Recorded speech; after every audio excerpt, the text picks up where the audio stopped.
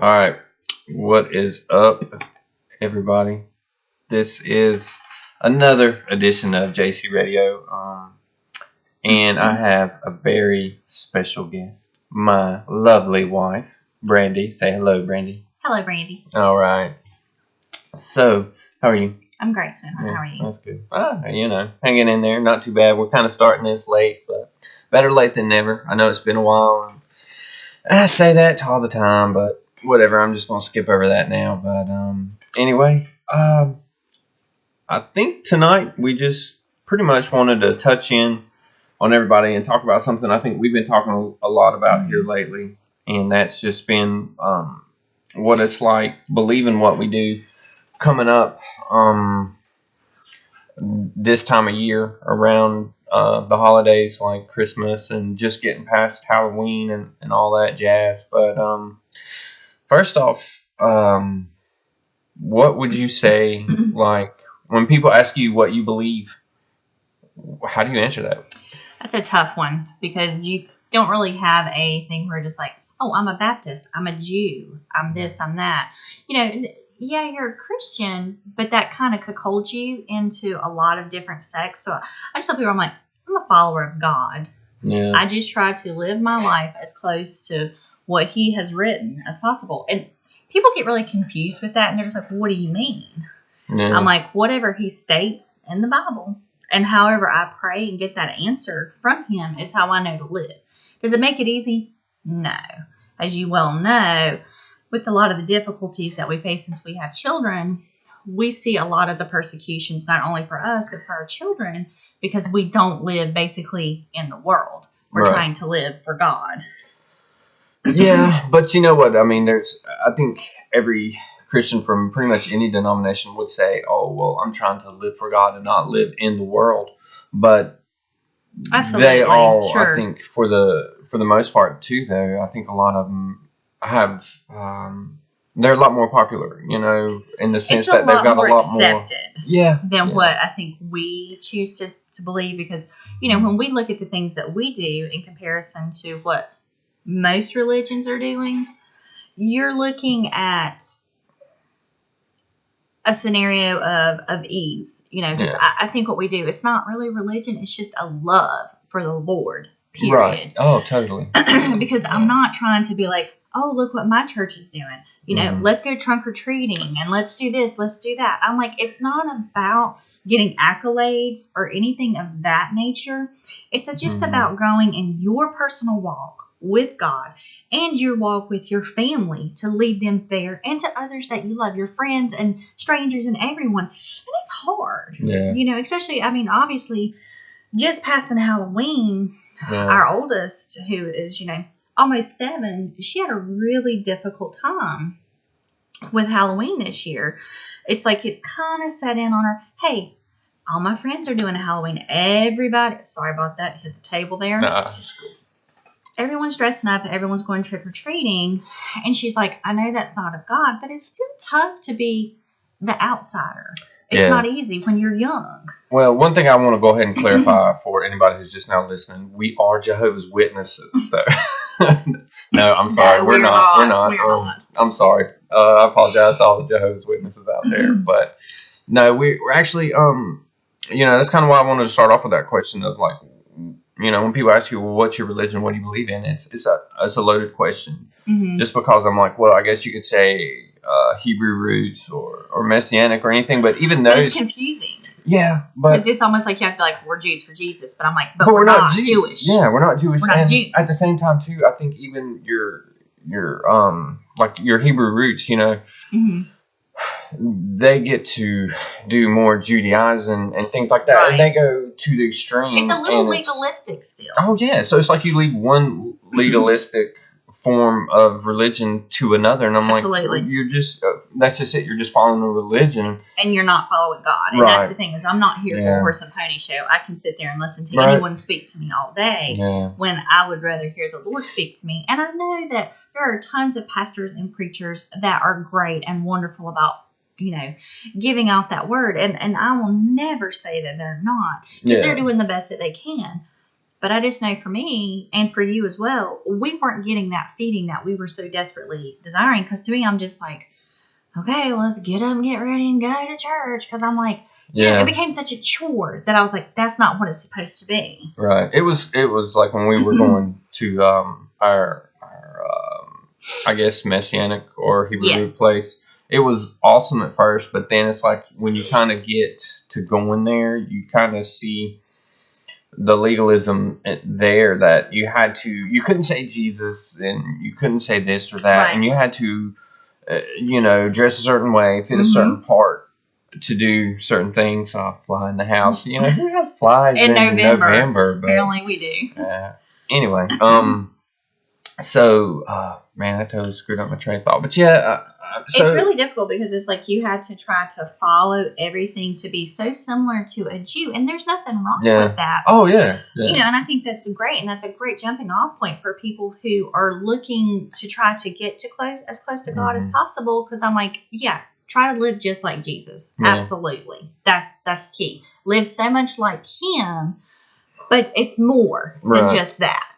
It's easy to embrace it though, because I'm like, it's after listening to so much New Testament teaching, you don't really get a whole lot from the Old Testament in most of your other churches. No. You may, it's so small and minuscule. Right, so it was almost like learning so much. And one thing I was thinking about earlier this week was, one thing I really love about our Torah studies and everything is, looking at the same text that Jesus had, or Yeshua, and being able to prove that he was the Messiah from those writings. It was more than just what he said and his actions. Well, and the miracles he performed, because you got to think in that time, miracles were, on both sides for good and evil, and it was everybody was doing workings, and so he had what he was doing on the physical, but then he was able to turn to Scripture and be like, okay, this is why I'm the Messiah. And you can, and especially now after the fact, after and you see the prophecy that's being led out there, and you see how he lived, and you see the things that he's done, and then see how you see him in the Old Testament, and exactly that is insane. That's what really got me. You and me both, especially from both of us being from backgrounds that were so different. You being from an LDS Mormon background and me being from basically a primitive Baptist background. It was hellfire and brimstone, and then you start to see, oh my gosh, there's so many parallels of the Old Testament and the New Testament. It's not a once saved always saved situation. There's grace there, but you have to continually work to grow closer to our Lord, and that's a hard walk, and we see that every day, especially during this time of the year. All year, honestly, but I think tremendously more now. Don't you see it, especially when we go out to Target, Big Lots. It's everywhere. Everything is sprayed down with everything. And it's hard because, how do you think, when you get the question of, well, why don't you celebrate Christmas, or why don't you do this? And we get that from our family. And I think most people who even know me a little bit know better, because you ask me any question on religion and I'll just go on and on and on, and sometimes I blab too much. But no, if somebody was asking why don't you, then I'll just tell them the origins of it and what it comes from and things like that. And then people say, well, they've got their arguments as to why they celebrate it, and they're like, well, I'm not going to allow Jesus can make anything good. But I'm like, he can, or that's just Old Testament, and now grace it doesn't apply. Blah, blah, sure. And I'm like, well, I don't know if that argument really holds that much relevance. I don't really think that's going to hold up when you come up to God, where he's going to be like, I'm under grace. No, I think he's going to be like, I'm sorry. Did you read what I wrote down here? Yeah, but he can take anything bad and make it for good. But that's not. He's pretty much laid out, his holy days and what he wants us to celebrate. So, it was like once I learned those things and what they were, I just wanted a part of it. And learning that's what initially took me from Mormons. Right. And just made me open my eyes, and then trying to It was almost like learn a more light about was me. kind of switched Yeah. on, wasn't it? It was Yeah. like, I've been in the dark for so long, and now it's like, here I am. Yeah.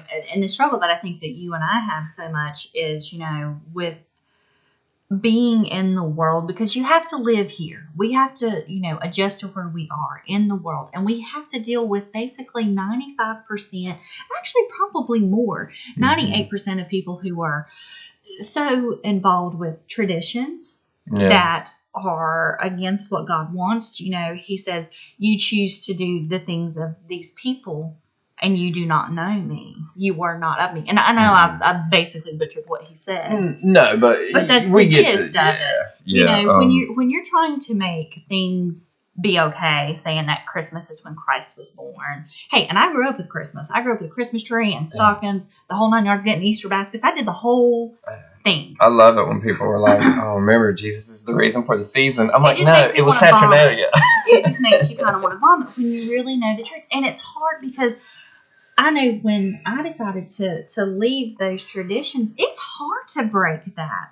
To just be like, well, I have such great memories of waking up Christmas morning and, on Easter, hiding Easter eggs and getting an Easter basket. But I'm like, there are so many other things that you can have so much great stuff with. For us, we incorporated Hanukkah to kind of make things to celebrate, the Maccabees and stuff too, because it's kind of a big thing. But to kind of have something similar to what we kind of knew, because that was a tough transition. I don't miss the Christmas tree. I don't miss the stockings or anything like that. But and it's like, especially when you have young ones who see all their friends getting so excited about Christmas and it's everywhere. Santa, and it's sprayed down everywhere. You go into Home Depot and you're seeing like 8-foot Santas, and like 14 reindeers and stuff. It's ridiculous. I think the thing that makes Christmas so hard is you kind of hit it on it earlier. Is like it's well accepted, and I think it's accepted to the fact to where even the atheists will go out and buy somebody a Christmas present. Absolutely. You don't have to be some kind of hardcore Bible thumping Christian. Everybody does Christmas. Everybody does Christmas. Right. That's the thing. It's like everyone around the world is doing Christmas, and then it's like you come around us, and it's like we don't celebrate Christmas, and it's tough when you even go to the grocery store and I'm paying for groceries. People are like, "Merry Christmas." I'm like, "Happy Hanukkah." That's what I. Yeah, I'm like, thanks. Have a good day. Yeah, but you don't want to be rude. At the end of the day, you can't be rude. Yeah. And this is what we're trying to show our children. I'm like, just because people believe differently than us, we can't treat them different. We still love them, and we hope we can show them and open their eyes to the things that the Lord has laid out for us. Some people are receptive, some people aren't. What I've been running into, and I don't know if you've had this, like people who are kind of like slowly stepping into things are just like, well, I'm not doing a tree, or I'm not doing this, and this thing, we're not doing Easter baskets, or we're doing this. I'm like, but you're still a part of those things that He doesn't have part of. And the same thing with like how we do trunk or treat. It's still an evil holiday. It's the day. It's the day. It's not the things that you're doing. You can have we let our kids have candy on Halloween. They didn't go trick or treating. They didn't dress up. They had a piece of candy on Halloween. Yeah. They didn't seem upset about it. But it's hard when our oldest is going to school, and her PE teacher actually asked her, "What are you dressing up for Halloween?" She's like, "I don't participate in Halloween. It's not a god." Yeah, but it's still hard to be that outsider. Right, it is, especially when you're young, and as she gets older, it'll be even tougher. It will, because then everything there'll be gets Halloween clicky. Parties. Yeah, all of her friends will be doing Christmas shopping. I mean, especially when you're a girl. Yeah, and I try to let them know, like our kids and stuff, that it's like, okay. I mean, every kid likes to dress up in costumes and wear them out and this and that. But I'm like, okay, yeah, that's fine. 364 days a year. We'll get you costumes and you can dress up, Our youngest every day you want except for one. And that's going to be Halloween. A Captain America cape to the grocery store with me. So it's not a big deal. Yeah. So it's, That's what you do. You know. Whatever you can do to get your kids out the house. If it's Captain America cape and 2 different shoes, it's what works. Yeah. But, even outside of like with the holidays, even just kind of wanting to be outside of this world, what do you think you encounter as the most difficult with trying to live the way that we live? Holidays are probably one of the toughest. Well, but dealing with family. The fact that there's not too many people out there that believe the way we do. Yes. It's like we don't have a fellowship. Well, there was a church we were going to. Mm-hmm.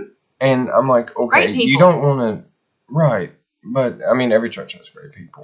I agree. Even the churches that we left. Yeah, exactly. The Mormon church had wonderful people. Excellent.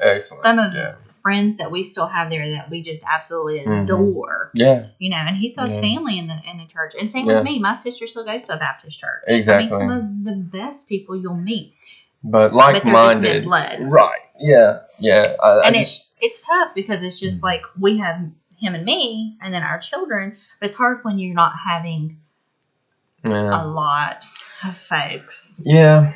It's tough. I think that's the toughest thing is not being around enough like-minded believers in the way that we believe in. Absolutely. In I guess in the whole Bible and how it's all relevant and it's not law or grace. It's why does it got to be one or the other? That's what that's the tough thing. It's like why do you gotta choose? Why? He doesn't want us to. It's old and new together. It's like when you're in high school and you take English 1, 2, 3, 4. You can't forget what you learned in English 1, 2, or 3 when you get to English 4 because it still applies. Yeah. Those same laws of punctuation still apply. Yeah, I mean, nothing has changed. The law's not going to get us into heaven. We know that, and we're not trying to preach that. We're not trying to preach works or nothing like that. That was the biggest reason I left the Mormon church. But on the side note, obligations there. Yeah, it's not. I'm not saying works or the law is going to get you into heaven. It's all grace, but it's more. It's kind of like, for me, it's like a map as to how to live your life and to walk closer with Yeshua. And like we was talking earlier about this subject, and I think that's just kind of what led me to want to do this podcast. But completely works based and grace based. So I mean, in your opinion, if someone came up to you and just like, well, since you believe the way that you do, then how do I get into heaven? What am I supposed to follow the commandments? Am I supposed to do?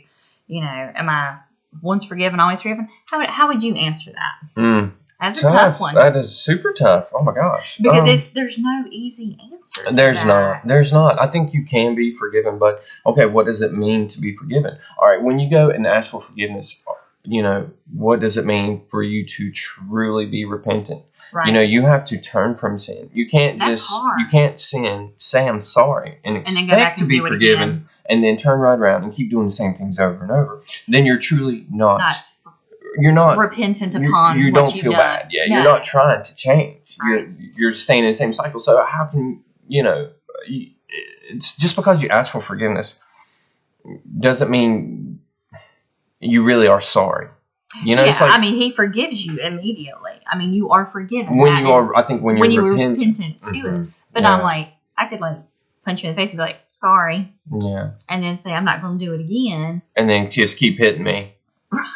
That is a true story, by the way. That is a bunch of crap. Because I don't hit.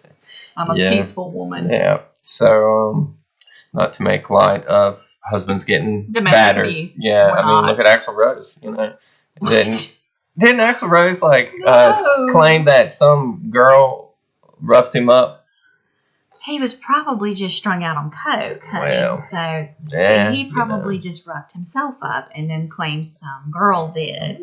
So I'm just saying, let's stick to the facts. Axl Rose. The facts are that he is a junkie, and nonetheless. Anyway, back on. Basically, for me, when I've gotten that question, from multiple people, there's like, well, since you don't think under grace or this and that. I was like, well, it's not a simple answer, just like you said. It's a multitude of following the laws, doing, the works, asking for the forgiveness is needed, and then just, trying to walk as close to him as possible. And that's not easy. I falter every day. Yeah. Every day. And, for me, it's like I can feel myself making those falters. And I'm like, okay, I got to try better tomorrow. And it's like I feel like every time I'm trying to make 2 steps forward, it's like I'm taking 3 back sometimes.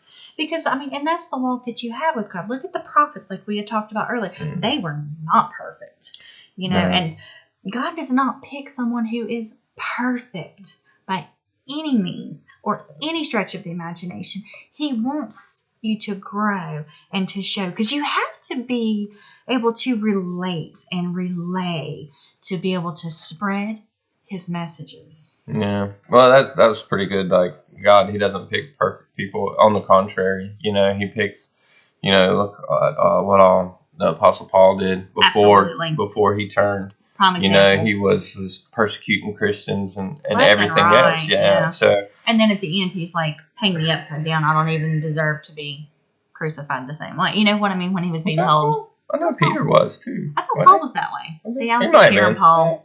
I'm not. But and even Moses, like, he was imperfect. I think. Yeah, he killed. Yeah, he was a murderer, he was killing Hebrews beforehand. Yeah, but I know one account of him killing somebody. Yeah, in the Old Testament. Yeah, but so you've got that, and then of course he was reluctant, to go speak to the people, and that's why God gave him Aaron, his brother. His so yeah, and some of us need a mouthpiece, because a lot of times we'll stumble upon our own words and upon our own thoughts. Because a lot of times, when you and I talk, you speak for me, because I'm like, I can't get it out. What am I trying to say? And then you're so eloquent saying it. I'm over here just looking like an idiot. I ain't trying to get it across. Who's that dumb broad over there? No, gosh. But what was it? Well, but I think that's just it. Like, it's almost like Moses was trying to talk himself out of the position. Sure. So God will take the people who don't really want it, but are humble enough and want to follow him to do it, because you got to be humble to serve him. I think that's perfect to say, like, the humble. I think humble and humility basically is the backbone of a lot of it. And they try to, push a lot of self-confidence, and you should be self-confident to an extent, to not basically be a doormat, but you have to be humble enough to just put yourself aside to work for him, to do his what will. He wants you to do, because it's not what we want, and that's hard. That is the hardest part. Because I tell you, I get every day, I'm like, I want to do this and this and this, and the Lord's like, no, your place right now is here. Prime example is, hey, I could easily go back out here and go to work, but right now God wants me at home with our youngest, and that's hard for me, because I was raised, you work, you get up, you go to work, you come home, you take care of your family. So it's been a transition to do that, and I think that making that sacrifice is something that the Lord pressed on me, because He wants our family unity to be strong. Yeah. And having the mother home, I think, is a big standpoint of that. Yeah, I totally agree. I think that's been a big blessing, just because he was able to provide. Massive blessing. He provided enough through where I'm at now, but it's like God provided that money, not my job. God provided not that money through my job for you to be able to, but we was kind of back into a situation where you about had to, with them switching my hours around and switching my shifts, and then the amount of hours I was working, it was just all kind of done at once. And I think that was the Lord doing that, because He was just like, He was just basically like, Brandy, you're to be at home, because if not, it's going to end up causing tension in your marriage and tension at home, because you become resentful of another person, where you're just like, we're not spending enough time with us. You're always gone. You're always at work. And it wasn't by your choice to have to go to work all the time. Yeah. Because you got to feed your family. You got to have a job. Yeah. So, we have been very blessed by the Lord for that. And I just want to say, too, that, that's just how the Lord's chosen to bless this family in that instance. He knew what we needed in our marriage and in our children rearing. And, Absolutely. that may not be the same for everyone. So I don't want to come off No, like, absolutely not. every woman should stay at home, which I kind of think, yeah, that'd be great. But It's what do not I know? work- It's not practical for No, every family. it doesn't work you for know? every family because I think a lot of Right. families, it's better for sometimes the dad to Mhm. stay home Yeah. or for both parents to be away. Like my mom is a great example of that. She'll be the first to say, she's like, I love my children, but I had to be away from them because Mama had several children. She had 4 of us. Yeah. It was almost kind of like mentally debilitating to her at times. So she worked. And I think, and she worked her schedule around us, but she needed to work to have that adult interaction. Yeah, and that's just it. Everybody's got different circumstances. Absolutely. Every individual does, and every family unit does. So, and God knows that. And that's just Exactly. how He's worked in that instance in our life. But it was Sure. almost one of those things to where it's like, okay, this is what I want for you, and it's going to happen. So Whether it's you kind of want like, it or not. right, it was like, okay, well, in order for this not to happen, I would have to quit my job and find something, and that's just, that wasn't It going was to happen foolish. at that point. It was foolish. So I think it's a lot tougher to when you're faced with decisions Yeah. as to what He wants you to do, and then when He tells you that, To not ignore it. And to go not be ignore it because selfish. it's not what you wanted to hear. It's hard because I struggled Yeah. with that for a long time. I was like, Mhm. it's like, I know I need to be home and this is what needs to happen. So it took me a little while, and I'll be the first to say I can be stubborn as a mule. And when I get stubborn I like can that, attest. he makes it happen. And I'm telling you, not only did those things happen with his job, but I also got really sick right there after when I was working out my month's notice. I caught pneumonia and nearly died. I had, 80% filled lungs. They told me if I hadn't come in that day, I was going to be dead the next morning. Yeah. So he pretty much put me down. And I knew at that point, when I woke up the next morning, I had Jack take my computer after I'd been in the ER for the night. He took and turned my computer in, and I told him I couldn't do this any longer. I had worked, nearly 2 months notice after a full month's notice because they were in no hurry to fill the position. And that was the Lord saying, you need to be home. Yeah. This is what I'm doing. And He'll put you down. If you drag your feet. And I was dragging my feet. Yeah, if you drag your feet, it's like, well, if that's really what He wants you to do, then, you're going to do it, whether you like it or not. But, but He's not vengeful because it's turned out to be a great blessing. He's not going to throw things at you. But, and people always say, well, I'm being tempted and I can't be tempted more than what I can handle. And that, I don't know if that's necessarily true. I don't think that's true. I think people can bring crap on themselves. Absolutely. And, and it can get overwhelmed with that. And it, He can take it from you, but if you don't ask Him, He's what's not going to. What's He going to do? He's going to continue to watch you and wait for you to come to Him because He's. Yeah. It's hard, and I think sometimes we get so lost and caught up in the world and everyday just mindless junk that doesn't even matter. Like, oh my gosh, I need to go to the grocery store. I need to do this. I need to fix the roof, or I need to fix the gutters and da-da-da-da-da. And for us, Shabbat is a complete day of rest for us. What's Shabbat? Would you tell them what Shabbat is? Oh.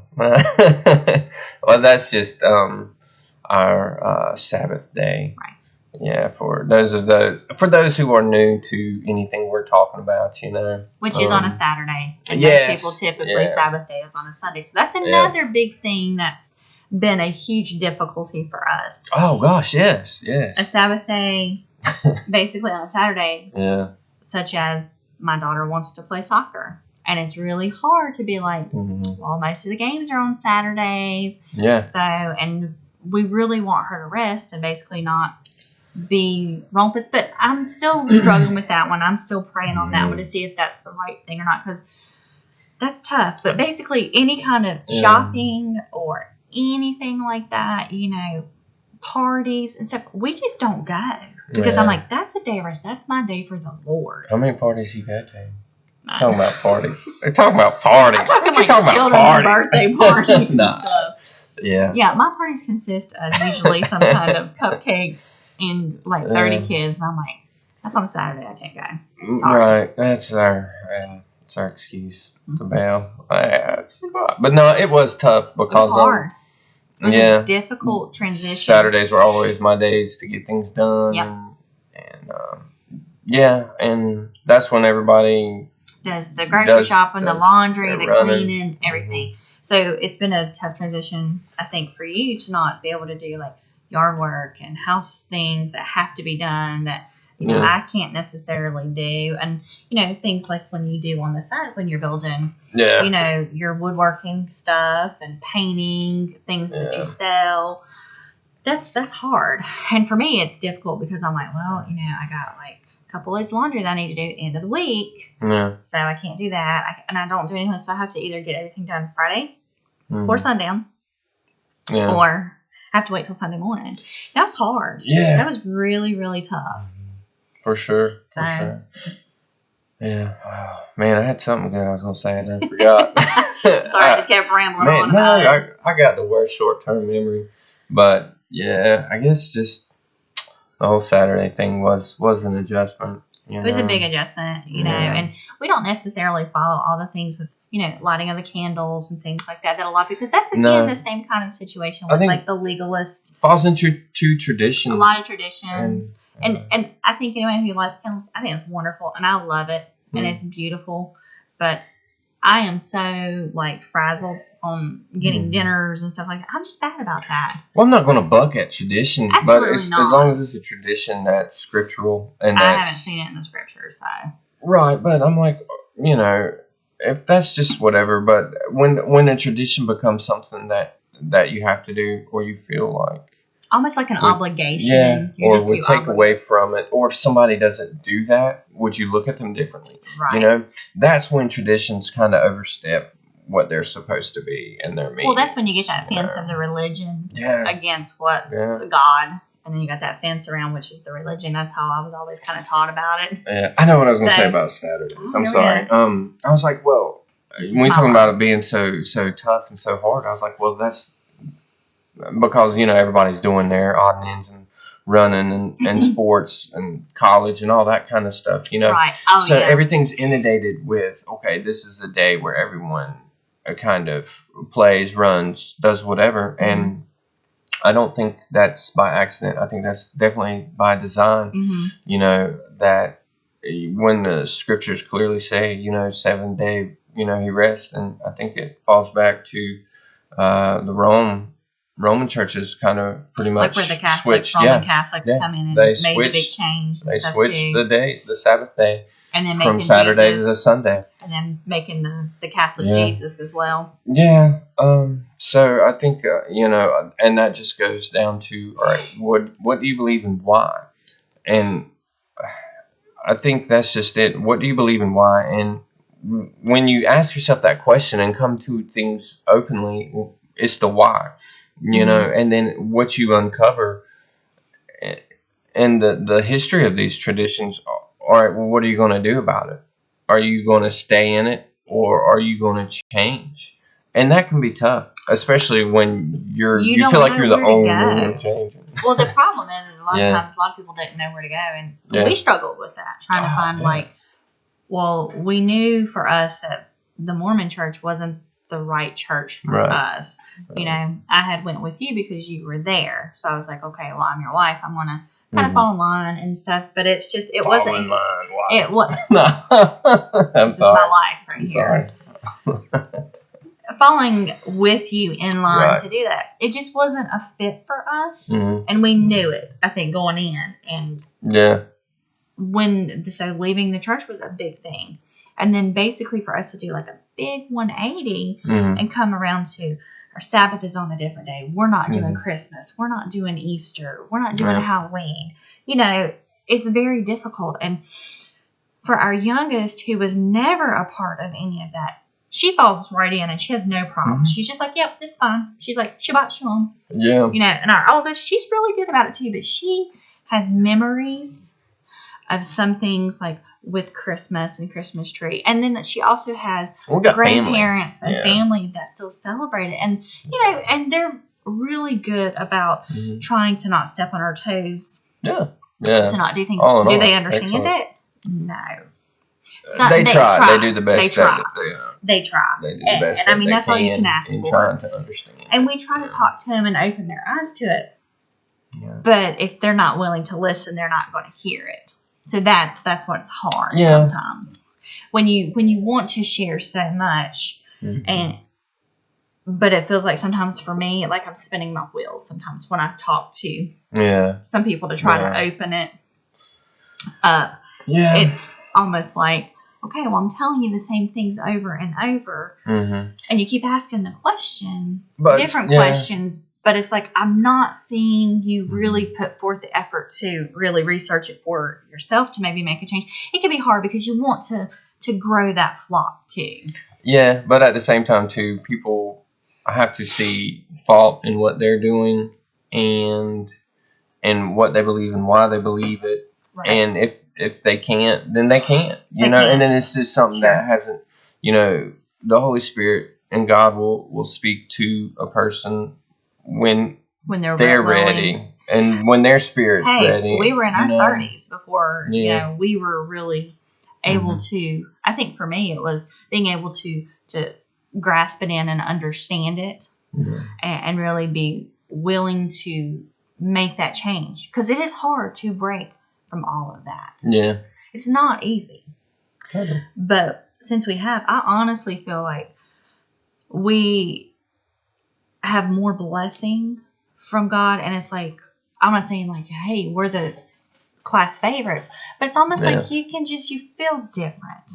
And not like, oh my gosh, she's a weirdo, or anything. It's almost like you're walking differently with him than you ever were before. Because I will attest that I walk closer with him now than I ever have. Yeah, I was going to say the same thing. It's just, I just feel closer in everything I do, and it's just like it's almost just like he's my best friend. Oh yeah. I talk to him constantly, and I think our relationship's a lot more open, a lot more closer, and I just think that, as long as whatever religion someone is in, it doesn't much matter.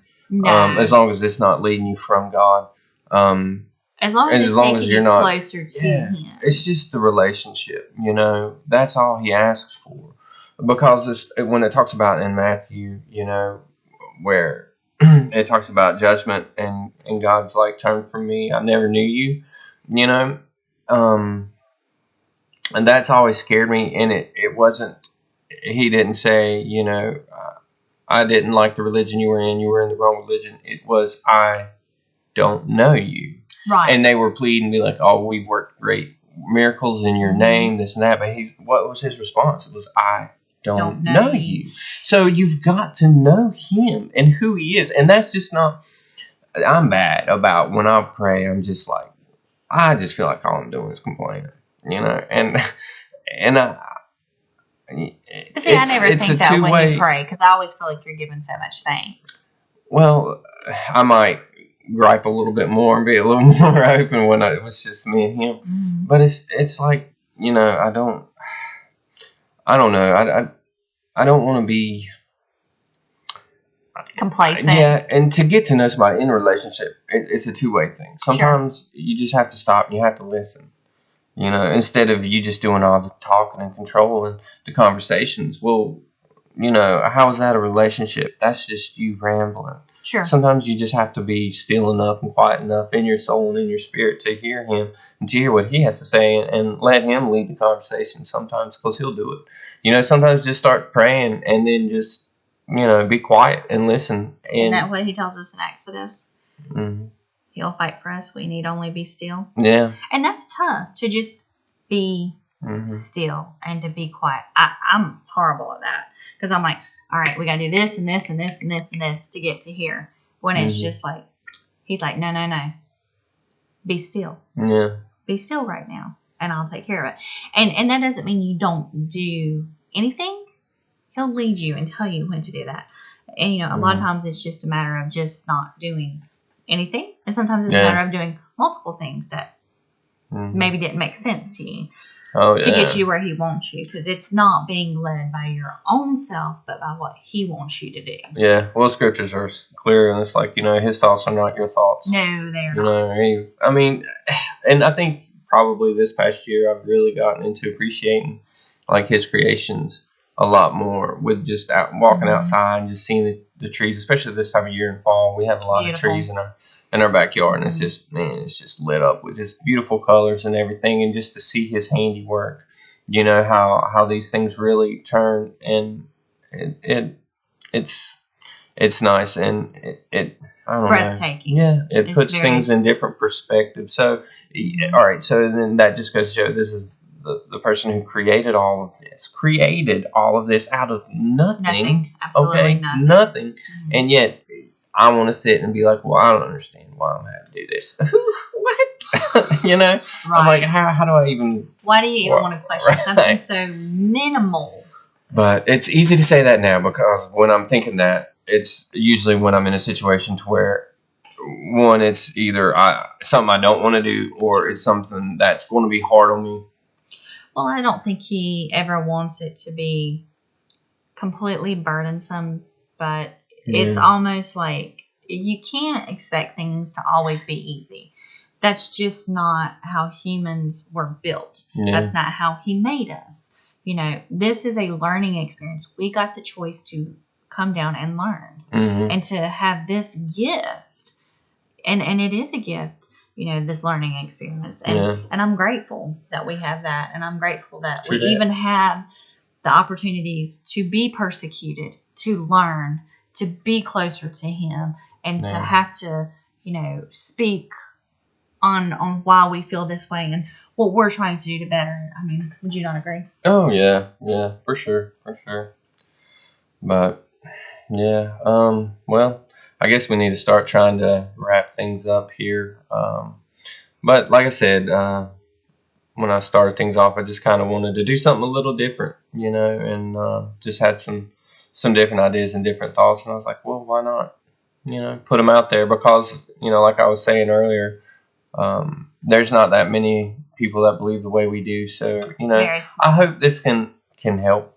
You know, I hope this can help some people out there, and maybe answer some questions us. about, especially with some of our friends that we have that maybe don't really understand. And, you know, obviously this is an open forum that we definitely want you to ask questions to us, and feel free to let us know. And I want to thank you for letting me be on your show. Oh gosh, this was quite enjoyable. If I was planning ahead, I would have put like more bookshelves in the background so I could look like a real learned individual. I'm just glad that the house is clean, because typically there's like loads of toys. Well, we're trying to take up as much room as we can, so that you can't really see back there. Yeah. You see those pillows and a blanket and stuff. Yeah. You know, but typically it's like Legos and Barbies everywhere around this house. I stepped on 3 different Legos today, and I was like, this is awful. So they need to have some kind of parent class for that. Yeah. How to walk on Legos. But that's cool. All right. Well, any last remarks? Anything you want to add? Or are you good?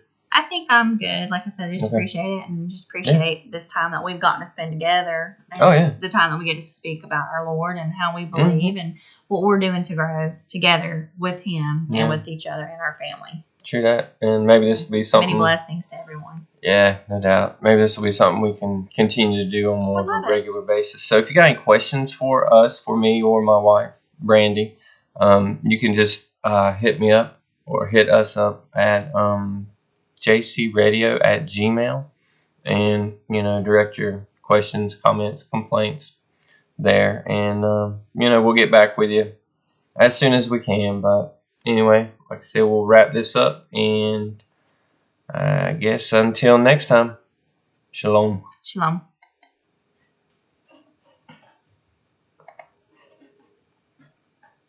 Stop.